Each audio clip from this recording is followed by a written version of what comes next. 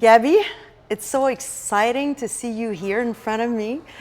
3 years ago, I drove by myself to New York State, to the Omega Center, and I made you a promise. I said that I would love to share what I know from you and your message to French Canadians and Francophones all over the world, and here we are. I know, I love it. I love that I walked up today and I realized that what we said was actually happening in real time. So I'm so happy to see you again. It's so good.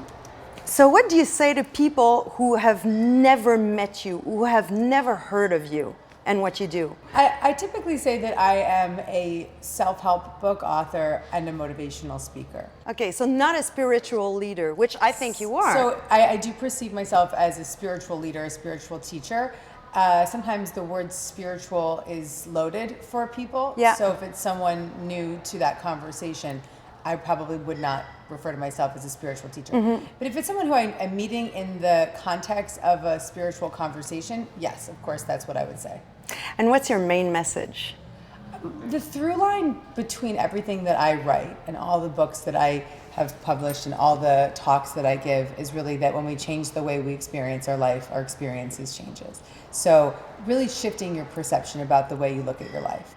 Your rise as a spiritual leader was quite fast. It's been 11 years, so. Well, it is fast. It is quick. 11 years it's fast, but it's also a lot. It also has been perfectly timed. I feel that at every point in my career, I've been right where I needed to be. Mm-hmm. Right now, I think this is the best place I have been to date. Imagine. Yeah, just personally and professionally. Now you travel all over the world. You get to places that you've never been, but people have read your 4 books. So how does it make you feel? Well, it's actually really exciting tonight in particular because I haven't spoken in Montreal ever before. Mm-hmm. And as you know, I've been doing this for 11 years.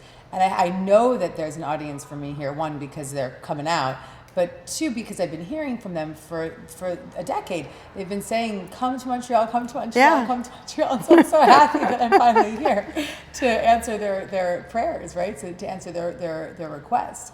And so that intention was set and I've arrived. I'm here for them. The word I associate with you is miracles. How do you make miracles happen? Well, much like I said, the mission of my work, a miracle simply is a shift in your perception. So when I teach people how to create miracles in their life, I'm really just teaching them how to change their mind about their life and change the way that they look at their life. And in that shift, that's when a miracle occurs. And the miracle is that they've let themselves off the hook, or they've forgiven someone, or they've freed their mind of the chaos, or they've changed the story. And as we begin to change those stories in our life, that's when our life begins to change. Mm-hmm. So it's not that a miracle is some lofty experience or event that occurs and everything starts to unravel. It's a simple shift in our perception. How can you get in contact with those miracles when you've never been close to that kind of thinking? You just have to be willing. You just have to be open to seeing with a lens of love, seeing with a perspective that's a little bit more kind and gentle. And that willingness to look at things differently sets you on a path of opening up to receive new information and receive guidance that will help you see with that lens. I know that on October 2nd, 2005, you changed your life. You were a PR, public relation star in New York, drug addict, and you decided to make a big switch. 11 years ago, on October 2nd of 2005, I changed the way I looked at my life. I shifted my own perception. I changed my own life as a result of witnessing the addictive patterns and the negative spiral that I had gone down, the path of fear, the path of disconnect, the path of disruption in my own life. Mm-hmm. And so as a result of witnessing that and seeing this is not working, saying some very simple words, there has to be a better way, that created an opening. That created a miracle moment of really shifting my perception at the moment that I chose to see my life with a opportunity to see again, to choose again, to open up, to see things. I'm just thinking about your mom because I saw her. You introduced her to us when we were at Omega Center, and she's so smooth and relaxed, and she's a hippie, Yes. obviously. And it must have been very painful for her to see you struggling like that.